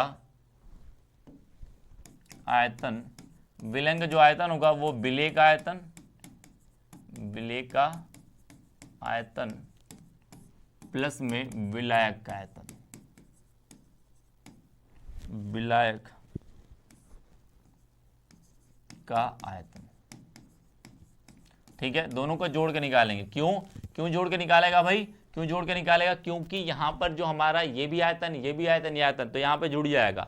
10 ml में 20 ml घोलेगा तो जुड़ जाएगा, तो वो 30 ml बन जाएगा। भार नहीं बढ़ता है, लेकिन यहाँ ml की बात करेंगे तो अलग हो जाएगा, ठीक है। अब आयतन बटे भार, आयतन बटे यानी कि V/W, इसका मतलब विलय का आयतन होगा, विलायक का भार, विलयन का भार होगा, विलय का आयतन बटे विलयन का भार गुणे 100 कर देंगे, ठीक है भाई। बात समझ ले। एक होता है पीपीएम में, पार्ट पर मिलियन। पीपीएम का मतलब होता है एक पीपीएम में, और एक पीपीएम होता है, एक पीपीबी होता है। पीपीएम क्या होता है बच्चा, समझ ले भाई। पीपीएम यदि विलय की मात्रा सांद्रता अत्यंत कम हो, यानी कि एक पोखरे में, आप एक पोखरे में एक ग्राम कोई नमक डाल देते हो, उसकी सांद्रता व्यक्त करने के लिए कह दोगे। यदि एक पोखरे में, मैं कह रहा हूं एक बड़ा सा पोखरा है, उसके अंदर आप कह रहे हो, या फिर मैं कहूं एक टब में 1 ग्राम नमक डाल दूं, एक बड़ा सा टब ले लूं, इतना बड़ा सा टब ले लूं, उसके अंदर 1 ग्राम मैं नमक डाल देता हूं। क्या डाल देता हूं बच्चा, 1 ग्राम नमक डाल देता हूं। अब 1 ग्राम नमक डाल के मैं कह दूं, 1 ग्राम नमक डाल के मैं कह दूं बच्चा को उसकी सांद्रता बताओ, तो इतनी नमक की मात्रा उस बिलियन के उस पानी की अपेक्षा नमक की मात्रा इतनी कम है कि तू बता नहीं पाएगा। तो ऐसे चीजों को बताने के लिए हम क्या करते हैं, पार्ट पर मिलियन इस्तेमाल करते हैं। यदि पोखरे में 1 ग्राम नमक डाल के कोई पूछ दे भाई कि पोखरे में मैंने 1 ग्राम नमक डाला यार, उसका सांद्रता क्या हो गई, तो आप कहोगे यार पोखरे में नमक डालो क्या फर्क पड़ता है, कहोगे ना, कहोगे पागल हो गए क्या, पोखरे में नमक डाले क्या फर्क पड़ेगा। लेकिन साइंस तो कहता है कि विलायक के अंदर क्या है, आपने किसी विलायक के अंदर पानी के अंदर यदि कोई विलेय पदार्थ मिला दिया तो वो विलयन बन गया। इसका मतलब साइंस तो कहती है, तो आपको तो बताना पड़ जाएगा कि पोखरे के अंदर मैंने 1 ग्राम नमक डाला है तो उसको मैं कैसे व्यक्त करूंगा। क्योंकि ऐसे करने जाओगे 1 बटे पोखरे का आयतन लिख लेगा भाई, पोखरे का इतना बड़ा आयतन निकलेगा ना कि उसको भाग देगा तो कहेगा 0.0000 करके इतना लंबा आएगा, तू कहेगा अरे यार इतना लंबा कौन लिखेगा, यही कहेगा ना। तो उसके लिए क्या करते हैं हम लोग, उसके लिए क्या करते हैं, पार्ट पर बिलियन इस्तेमाल कर लेते हैं। यदि बड़े से टब में इस्तेमाल करना है, टब में निकालना है तो पार्ट पर मिलियन करेगा, और पोखरे में निकालना है तो पार्ट पर बिलियन निकालेगा। ठीक है, तो यही देखते हैं बच्चा, पार्ट पर मिलियन होता है, पार्ट पर बिलियन और पार्ट पर मिलियन। बात समझा। यदि तुझे क्या करना है, पीपीएम में निकालना है तो विलेय का अंश यानी विलेय का जो भी द्रव्यमान आयतन जो भी निकालना है। ठीक है, बस अभी जस्ट खत्म होने वाला, बस फार्मूले कुछ बता दूं मैं खत्म करने वाला हूं। विलेय का अंशों का द्रव्यमान यानी भार द्रव्यमान जो भी है बटे विलयन का कुल द्रव्यमान, जो विलयन का उसको कर देंगे गुणे 1010 कर देंगे, पार्ट पर मिलियन बन जाएगा पीपीएम। और पीपीएम निकाला, पीपीबी निकालना है तो 10⁻⁹ कर देंगे, पीपीबी में निकल जाएगा। बस यही करना और कुछ करना नहीं है। ठीक है, बात समझ गया। यदि किसी विलयन की शक्ति निकालना है तो शक्ति हमेशा बच्चा ग्राम प्रति लीटर में होता है। क्या होता है, ग्राम प्रति लीटर में। तो किसी भी विलयन की जो शक्ति होती है वो ग्राम में विलेय का द्रव्यमान बटे लीटर में आयतन का द्रव्यमान, आयतन ले लेगा, विलयन का आयतन ले लेगा लीटर में और दोनों को भाग दे देगा, तो जो आएगा उस विलयन की शक्ति कहलाती है। क्या कहलाती है बच्चा, शक्ति कहलाती है। क्या कहलाती है, शक्ति कहलाती है। यानी कि विलयन की शक्ति क्या हो सकती है, यानी 1 लीटर विलयन में जो भी पदार्थ की मात्रा घोल दो, जो भी पदार्थ की मात्रा घोल दो उसे क्या कहते हैं, विलयन की शक्ति कहते हैं। बात समझ गया, उसे विलयन की शक्ति कहते हैं। बात समझा भाई, ये चीज रहती है। अब नॉर्मलता के ऊपर आ जाते हैं बच्चा, नॉर्मलता के ऊपर आ जाते हैं। नॉर्मलता क्या कहता है भाई, नॉर्मलता कहता है विलयन के 1 लीटर में घुलित विलेय के ग्राम तुल्यांकों की संख्या। क्या कहलाती है, ग्राम तुल्यांकों की संख्या क्या कहलाती है बच्चा, नॉर्मलता कहलाती है। किसी भी 1 लीटर विलयन में, ये आपने पढ़ा होगा, किसी 1 लीटर विलयन में ग्राम तुल्यांकों की संख्या क्या कहलाती है बच्चा, उसकी नॉर्मलता कहलाती है। अब बात करते हैं ग्राम तुल्यांकों की संख्या नॉर्मलता कहलाती है। तो नॉर्मलता यदि मैं कह दूं क्या,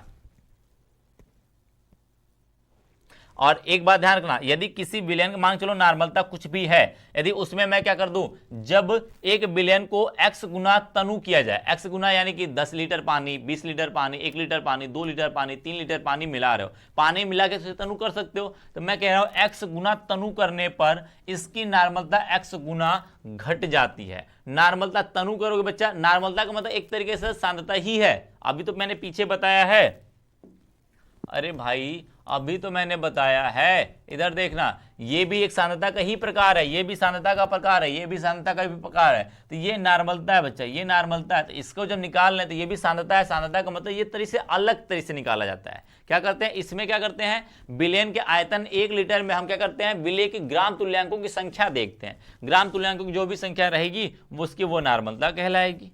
क्या कहलाएगी, नॉर्मलता कहलाएगी। समझ लेना भाई, समझ लेना।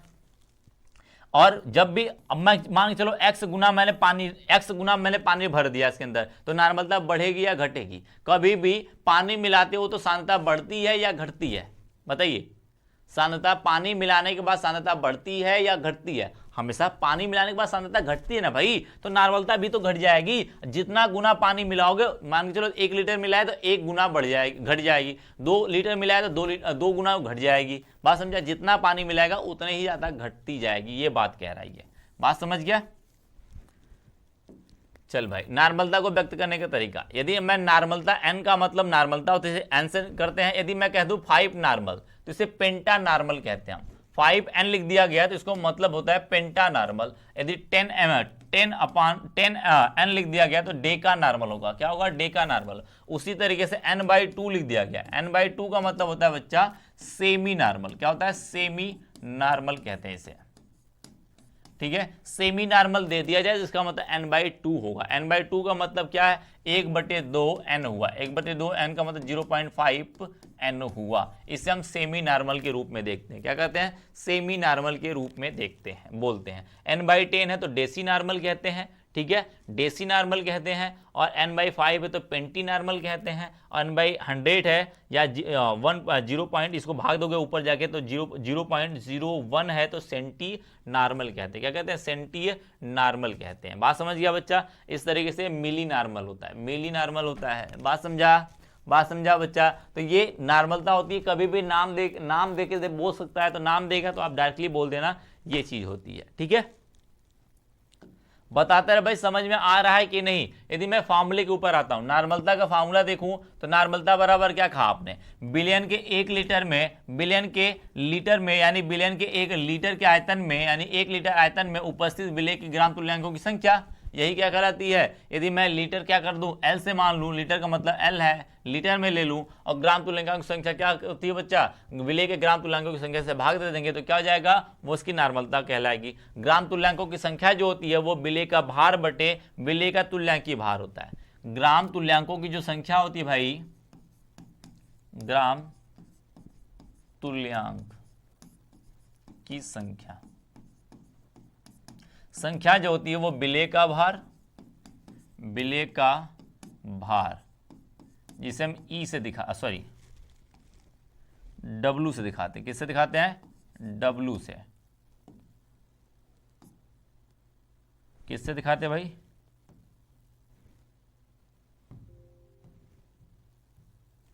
डब्लू से दिखाते हैं, ठीक है। डब्लू से बटे ग्राम तुल्यांकीय भार, क्या होता है, तुल्यांकीय भार। अभी मैं तुल्यांकीय भार बता देता हूं क्या होता है, तुल्यांकीय भार।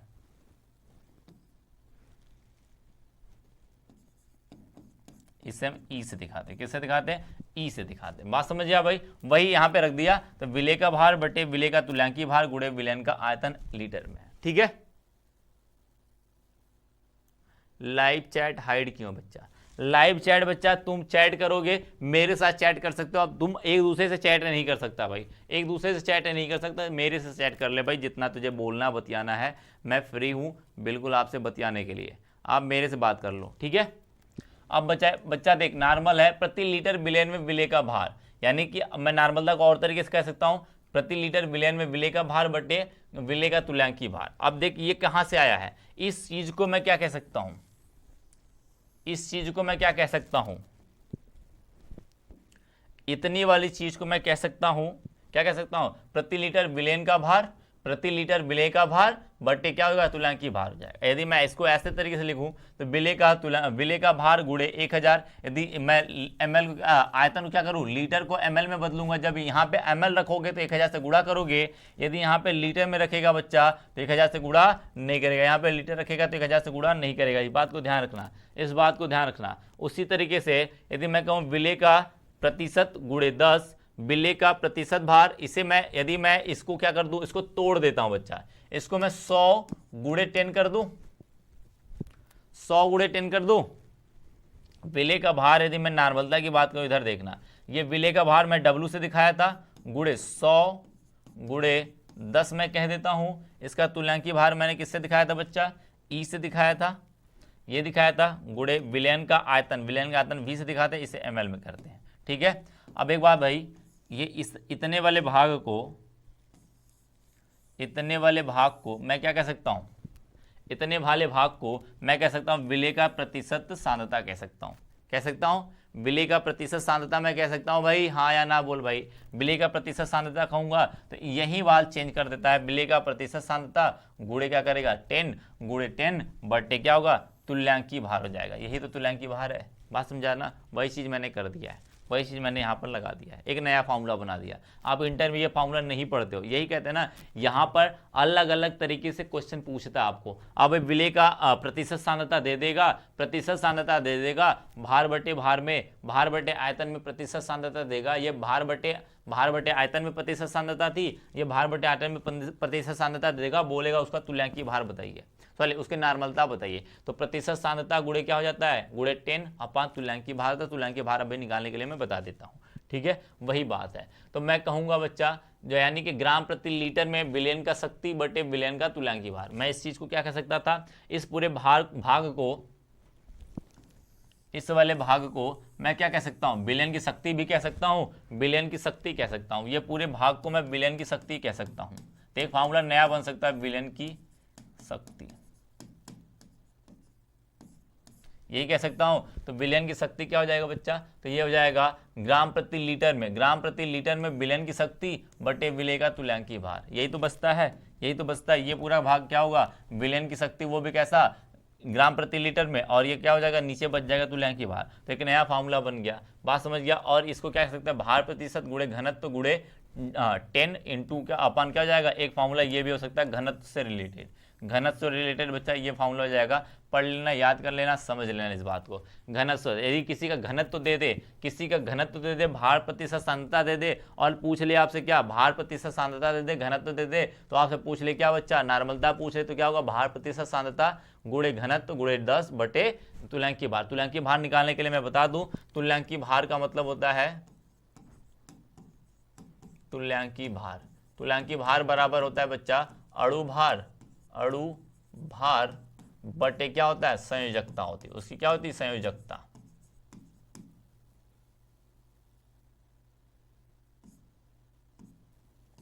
क्या होती है बच्चा, संयोजकता होती है, अणु भार बटे संयोजकता। मान चलो HCl है, इसको पानी में घोलेगा तो H+ बनेगा और Cl-, इसकी संयोजकता 1 है, यानी कि N बराबर क्या, संयोजकता कितनी बच्चा, संयोजकता कितनी बच्चा,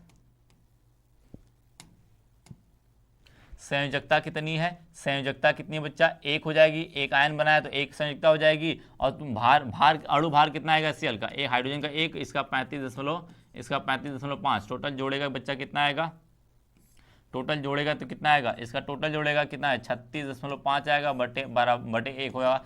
तुल्यांकी भार कितना, E बराबर क्या हो जाएगा, 36.5 हो जाएगा, क्या हो जाएगा, 36.5 हो जाएगा। बात समझा। इस तरीके से क्या करेंगे, तुल्यांकी भार E निकाल देंगे, क्या करेंगे, E निकाल लेंगे। E तो निकाल लोगे, फार्मूला दिया रहेगा, बस अणु भार निकाल लेना, अणु भार से क्या करना, उसकी संयोजकता से भाग दे देना, काम हो जाएगा। ठीक है। यदि मैं बात करूं नॉर्मलता के अलग अलग भी फार्मूले हो सकते हैं। यदि 2 विलयनों को मैं बोल दूं, 2 विलयन है बच्चा, यदि कोई एक विलयन है, मान के चलो मेरे पास कोई एक विलयन है, क्या बच्चा, एक विलयन है, ऐसा देखो। अभी इसकी नॉर्मलता जो थी, विलयन मैंने बनाया, इसकी नॉर्मलता N1 थी और इसका आयतन जो था वो V1 था, मुझे मालूम था, मान के चलो। ठीक है। यदि मैं इसी के अंदर पानी मिला देता हूं, क्या मिलाता हूं, पानी मिला देता हूं, पानी मिलाएगा तो क्या होगी, नॉर्मलता बदल जाएगी। मान चलो नॉर्मलता अब चेंज हो गई, चेंज होने के बाद N2 बन गई और इसकी आयतन भी चेंज हो जाएगा। पानी मिलाने के बाद आयतन भी क्या हो जाएगा, चेंज हो जाएगा। तो क्या हो जाएगा, आयतन मान चलो V2 चला गया, क्या चला गया, V2। उस समय N1 इंटू V1 बराबर N2 इंटू V2 हो जाएगा, समझ गया। ये फॉर्मूला बन जाएगा उसका, N1 और V1 का गुणा कर दोगे, वही N2 और V2 का गुणा करोगे, दोनों आपस में हमेशा बराबर होते हैं। क्या होते हैं, दोनों हमेशा बराबर होते हैं। ये एक ही विलयन के अंदर ऐसा काम किया गया, एक ही विलयन के अंदर ऐसा काम किया गया, ऐसा होगा तब। दूसरा फार्मूला लिखना, यदि दो समान विलयों के विलयन आपस में मिला दिए जाए, इसका मतलब यहां पर देखो कहना क्या चाहता है, 2 विलयन अलग अलग, यहां पर विलयन की बात कर रहा है। एक विलयन क्या है बच्चा, इसकी सांद्रता मान के चलो N1 है, इसका आयतन जो है V1 है। दूसरा विलयन है मेरे पास, मान के चलो इसकी जो सांद्रता है वो N2 है, इसका आयतन जो है V2 है। तो कह रहा है कि दोनों आपस में मिला दिया जाए, इसको उठा के इसके अंदर या इसको उठा के इसके अंदर मिला दिया जाता है। आपस में दोनों को मिलाने पर आपस में मिलाते हो तो एक नया, जब मिलेगा दोनों आपस में मिल जाएंगे एक साथ, तो क्या होगा, एक नया विलयन बनेगा। 2 विलयनों को जो आपस में मिलाओगे तो एक नया विलयन बनेगा। तो इसका मान के चलते क्या बच्चा, इसका मान के चलते इसका आयतन, इसका नॉर्मलता जो है N है और इसका आयतन क्या होगा, V हो जाएगा। आयतन क्या हो जाएगा, V हो जाएगा। तो उस समय ये V कहां से आएगा, इसका जो आयतन है और इसका आयतन का जोड़ ही तो होगा, V1 प्लस में V2 हो जाएगा। ये जो V होगा नया आयतन, वो V1 प्लस में V2 होगा। नॉर्मलता क्या चेंज हो रही है मुझे नहीं पता, लेकिन आयतन तो चेंज होगा। जैसे इसका मान चलो 5 ml है, इसका 5 ml है, दोनों को मैंने मिला दिया तो कितना बनेगा, 10 ml ही तो बनेगा। इसका 5 है, इसका 10 है, मिलाओ कितना बनेगा, 15 मिलेगा। तो आयतन तो हमें पहले से पता होगा, नॉर्मलता बस पता करनी है। यदि नॉर्मलता पता करनी है, उसकी नई नॉर्मलता पता करनी है, तो हम क्या करेंगे, N1 इंटू V1 प्लस में N2 इंटू V2 कर देंगे, यहां पर V2 लिख देना।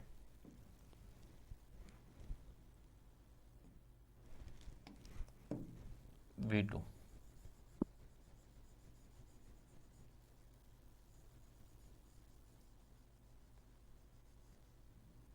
ठीक है, क्या कहेगा भाई, N1 इंटू V1 प्लस में N2 प्लस में V2 बटे V1 प्लस में V2 हो जाएगा। ठीक है, कहने का अर्थ ये है, कहने का अर्थ ये भाई है हमारे बच्चा, ये कहने का अर्थ ये है, इसको करेगा इधर तो क्या हो जाएगा भाई, इसको इधर करेगा तो N V1 प्लस में V2 बराबर क्या हो जाएगा, N1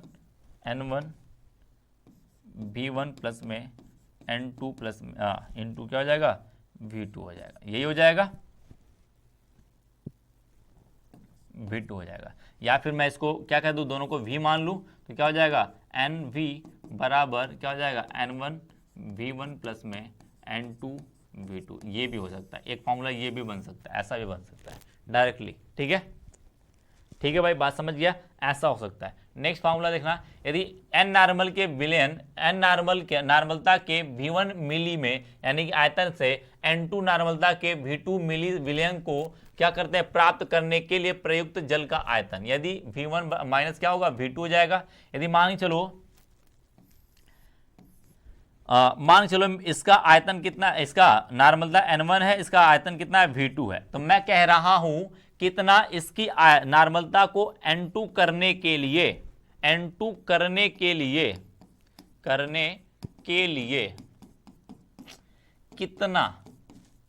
कितना पानी मिलाना पड़ेगा, कितना पानी मिलाना पड़ेगा। तो हम कहते हैं भी पानी मिलाना पड़ जाएगा, क्या होगा, भी मिलाना पड़ जाएगा, तो क्या हो जाएगा, इसका आयतन बढ़ के कितना हो जाएगा, इसका आयतन बढ़ के V2 हो जाएगा। तो ये V2 आएगा कहां से, ये तो V1 है ना, ये V2 आएगा कहां से, V2 क्या आएगा, V2 माइनस, क्योंकि आयतन बढ़ गया, ये आयतन बढ़ा है, क्योंकि पानी जब मिलाते हो, पानी जब मिलाए हुए तो ये क्या होगा, आयतन बढ़ जाएगा, तो ये क्या होगा, इसका मतलब ये जो V2 आएगा, सॉरी ये V आएगा कहां से आएगा, V2 माइनस V1 बराबर क्या हो जाएगा, V हो जाएगा, यही तो आएगा आयतन, यही तो पता चलेगा हमें। तो यानी कि V2 माइनस V1 बराबर क्या होगा, N1 माइनस N2 अपान में N2 इंटू क्या हो जाएगा, V2 हो जाएगा। यानी कि यहां से फॉर्मूला लिख सकते हो V बराबर, यानी कि ये V क्या है, मिलाया गया पानी, V बराबर क्या हो जाएगा, N1 माइनस N2 अपान में N2 और इंटू क्या हो जाएगा, V2 हो जाएगा। अर्थ कहने का V क्या है बच्चा, V हमारा मिलाया गया पानी है, मिलाया गया पानी, मिलाया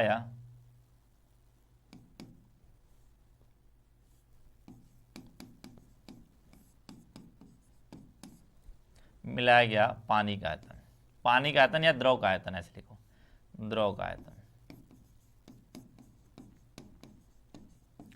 ये क्या बच्चा, मिलाया गया द्रव का आयतन है, बात समझ गया, तब की बात कर रहा है। यदि इतना पानी मिला दे तो पूछ लेता है डायरेक्टली आपसे, तब के लिए फार्मूला है। ठीक है, यदि मैं कहूंगा, यदि बोला जाता है यदि किसी अम्ल के ग्राम में भार को मतलब किसी अम्ल के भार को n नार्मलता क्षार के VmL द्वारा पूर्ण उदासीन किया जाए। आपसे बोलता है ना कि कोई अम्ल है 10 ग्राम अम्ल है, उसमें कितना क्षार मिला दिया जाए, क्या होता है, n नॉर्मल का विलयन है। यदि मान के चलो ऐसे मेरे पास कोई विलयन है, ठीक है, ऐसा कोई विलयन मान के चलो ये, ठीक है, इसमें मैं कह रहा हूं इसकी नार्मलता क्या बच्चा, n है, इसकी नार्मलता क्या बच्चा, n है, इसका आयतन इस समय V है, ये क्या है, मिलाया गया अम्ल का विलयन, किसका विलयन है, अम्ल का विलयन है, अम्ल का विलयन है। तो कह रहा है कितना भार क्षार का है, किसका है, क्षार का भाग है, मांग क्षार है तो क्षार की बात करें, अम्ल तो अम्ल है, तो क्या है कितना अम्ल मिला दिया जाए, कितना अम्ल मिला दिया जाए कितना अम्ल इसके अंदर मिला दिया जाए कि ये उदासीन हो जाए, पूर्ण रूप से उदासीन हो जाए। तो मिलाने के लिए, अम्ल मिलाने के लिए अम्ल का भार बटे अम्ल का तुल्यांकी भार बराबर क्या हो जाएगा, n into V, v into N या n इंटू वी हो जाएगा अपान 1000 हो जाएगा। यानी इसकी जो नॉर्मलता है और इसका जो आयतन दोनों का गुणा कर लेना, बटे 1000 कर देना, और ये अम्ल का भार बटे अम्ल का तुल्यांकी भार कर देगा। तो अम्ल का भार जितना निकालना है तुझे नॉर्मलता दिया होगा, उसके आयतन दिया होगा, नॉर्मलता दिया होगा, अम्ल का तुल्यांकी भार निकाल दे। जैसे मैं क्वेश्चन बोल रहा हूं तुझे, देख भाई क्वेश्चन बता रहा हूं। जैसे मैं कह देता हूं 10 ग्राम यानी 1 बिलियन, क्षार का बिलियन है, एक क्षार का बिलियन है, एक, ये अम्ल के लिए भी लागू होता है। अम्ल ले लोगे तो क्षार मिलाना पड़ जाएगा, क्षार ले लोगे तो अम्ल मिलाना पड़ जाएगा। मैं कह दूं एक अम्ल का, एक क्षार का 10 नॉर्मल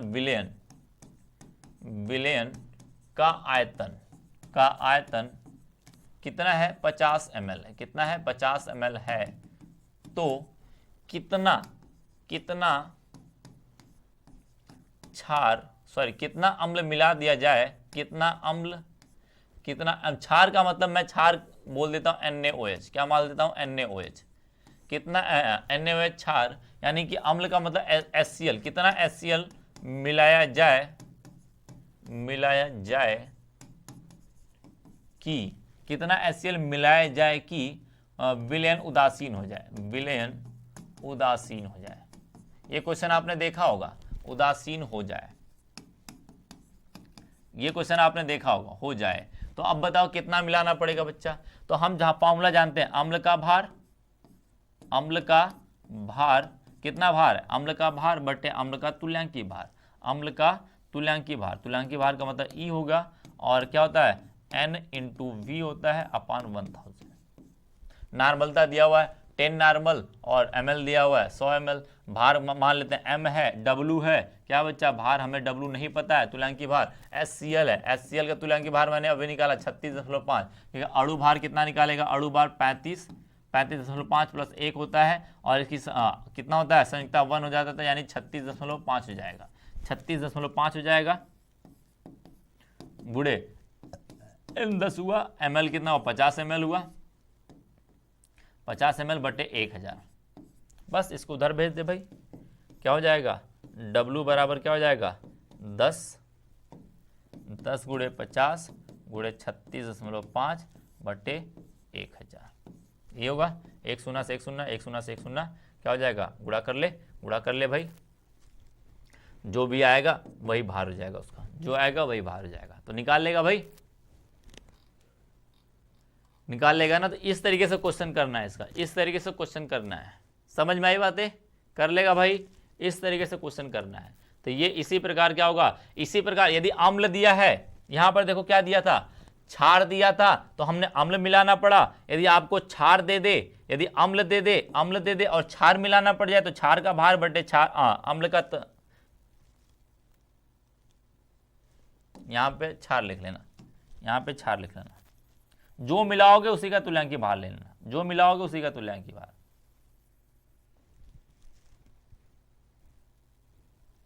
ठीक है,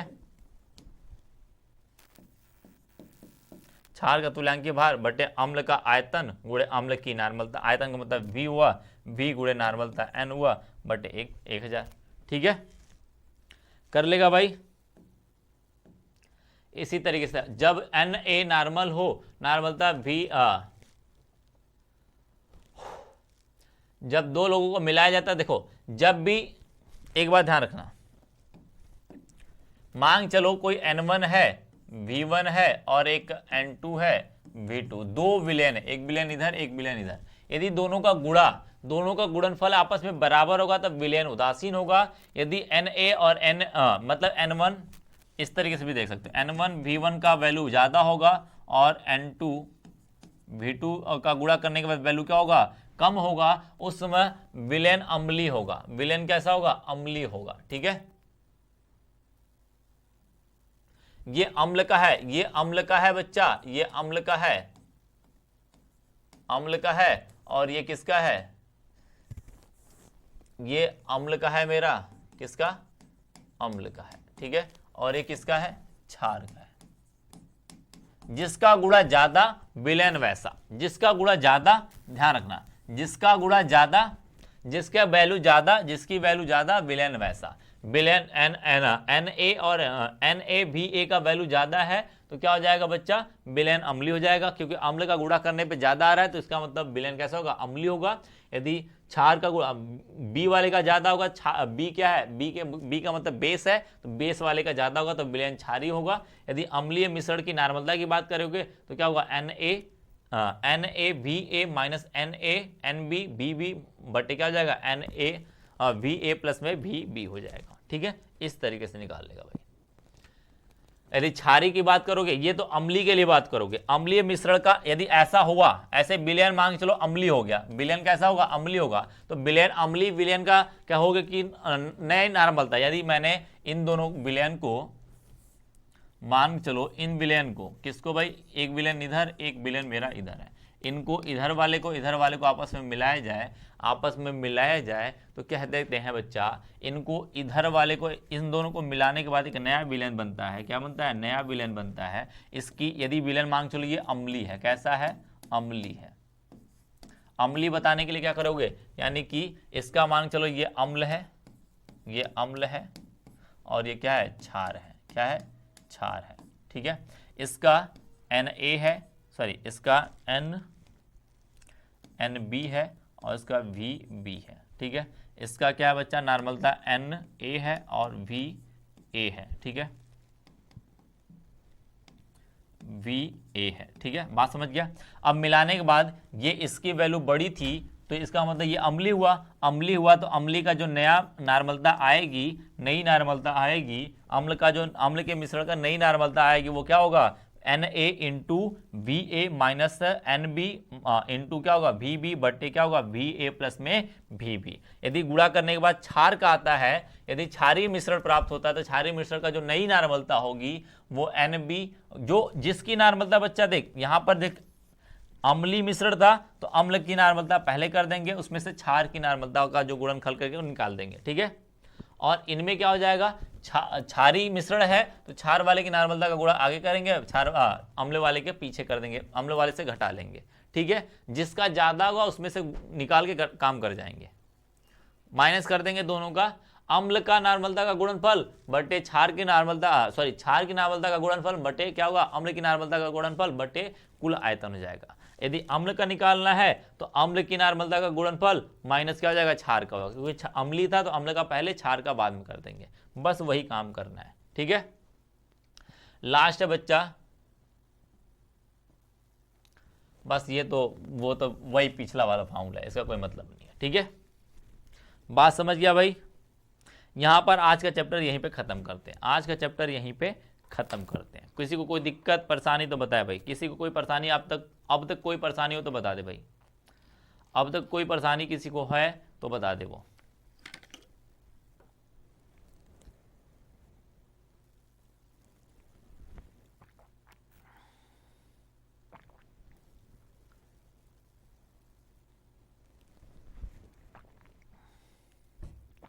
अभी तक कोई दिक्कत किसी को, क्वेश्चन लेके आऊंगा क्लियर हो जाएगा, क्वेश्चन लेके आऊंगा क्लियर हो जाएगा, आपका क्वेश्चन लेके आऊंगा मैं, क्लियर हो जाएगा।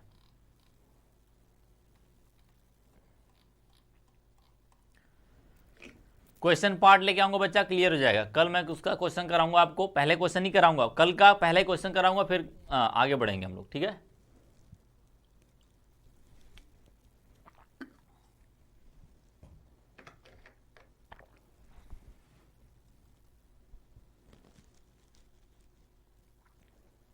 बता दिया जाएगा शुभम, शुभम बेटा बता दिया जाएगा उसको, आपको इंफॉर्मेशन दे दिया जाएगा जिसका भी चाहिए।